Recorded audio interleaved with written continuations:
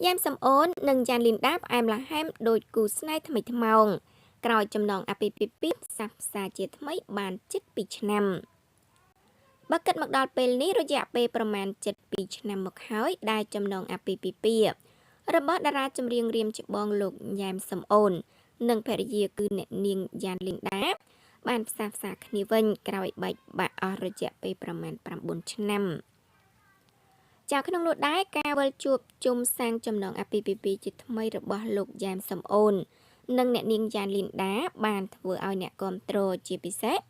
មិត្តក្នុងសិល្បៈតាក់ទងដល់គូស្វាមីភរិយាមួយគូនេះមិនដាច់ពីមាត់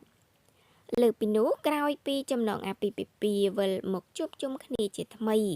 តារាប្រុសស្រីមួយគូនេះកាន់តែរឹតចំណងស្នេហ៍យ៉ាងស្អិតល្មួតមិនចាញ់ស្នេហាក្មេងៗនោះឡើយ